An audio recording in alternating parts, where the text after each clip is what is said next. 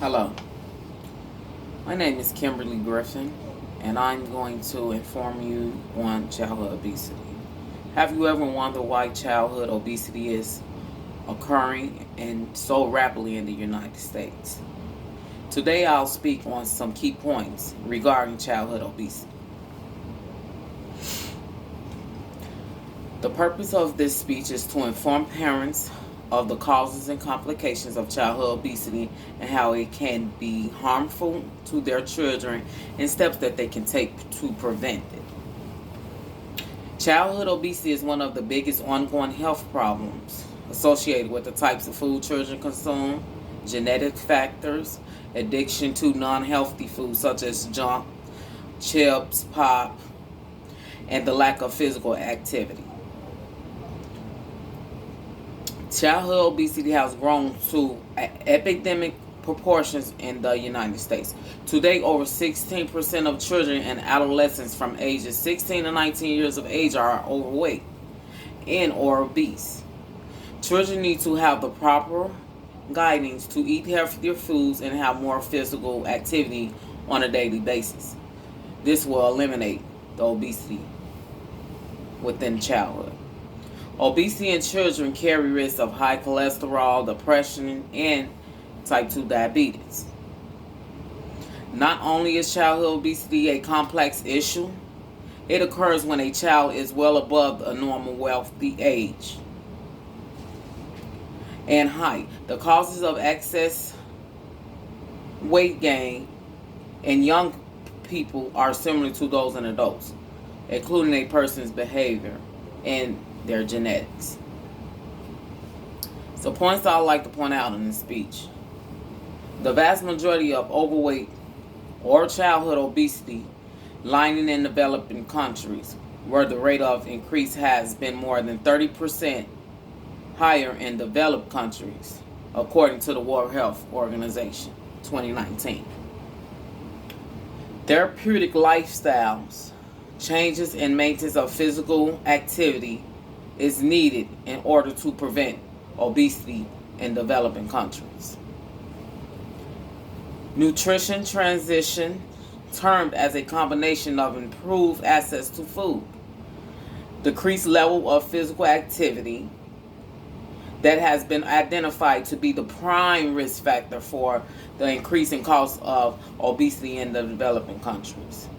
Dietary shifts has played a part in the emergence of obesity, were primarily related to higher socioeconomic stature of populations among developing countries. Furthermore, healthcare education and management is important to fight any kind of obesity, whether it's childhood or adulthood. Another point I like to make is without intervention, obese infants and young children will likely continue to be obese during childhood and adolescence and adulthood, according to the World Health Organization 2019. While many of the preventive interventions in childhood don't provide substantial healthcare cost savings, because most obesity-related healthcare costs occur later on in childhood, in adulthood, not childhood, adulthood. While many of preventive interventions in childhood don't seem to work during adulthood, more adults will likely become obesity due to the fact that children,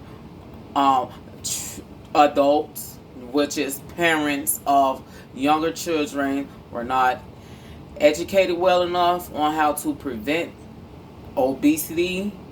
So as you grow older, within your age from being an infant, adolescence to adulthood, you will become obese due to the fact that the contributes from childhood has grown without intervention, without any education or anything like that. It will bring a strain and a problem and cause major health problems when you become an adult. Early childhood intervention can lead to healthier lifestyles and prevent adult chronic illness related to obesity, which I stated earlier.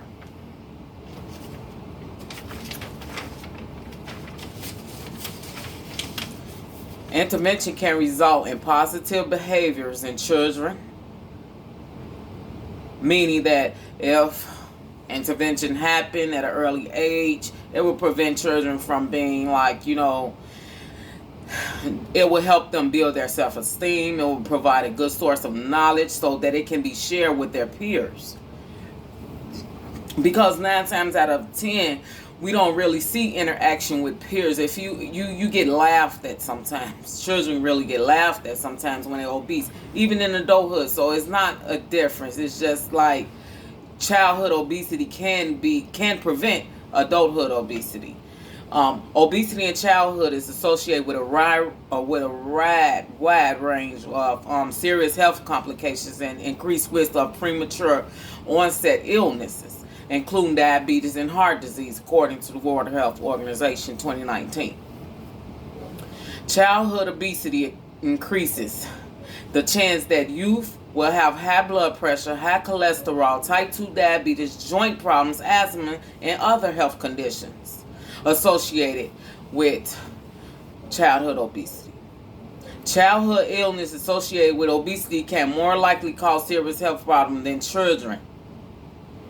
Some children immune systems aren't strong enough to fight off these onset illnesses that obesity causes, which can lead to mental health problems later on in life, depression, anxiety, and even suicidal attempts in younger and adolescent children.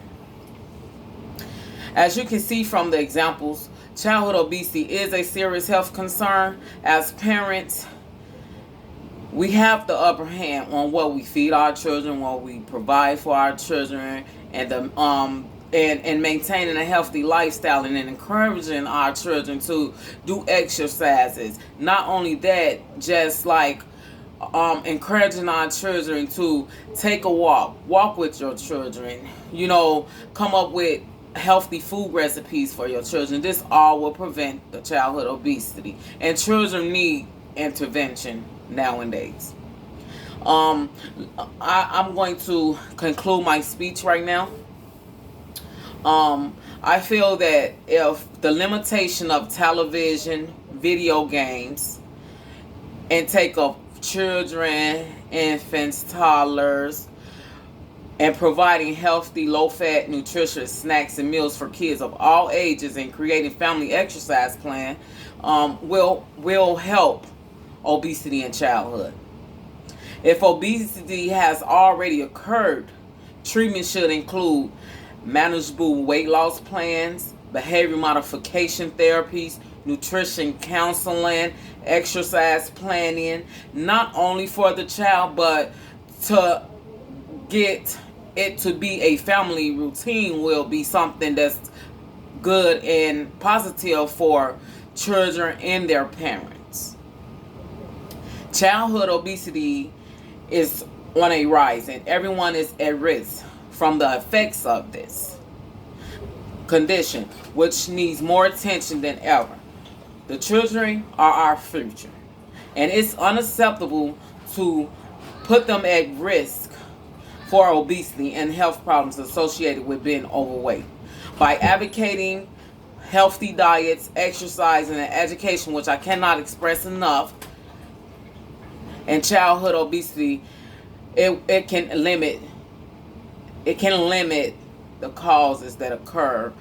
Nowadays we face mental illness, peer pressure in our children. So given that we need to become more aware of what's causing our children to do too much excessive eating, and or even limiting the unhealthy foods will also play a part.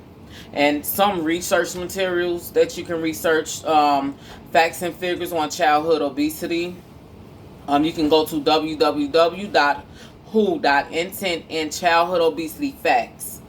The World Health Organization 2019, and also Childhood Obesity Causes and Solutions. And that concludes my speech. Thank you.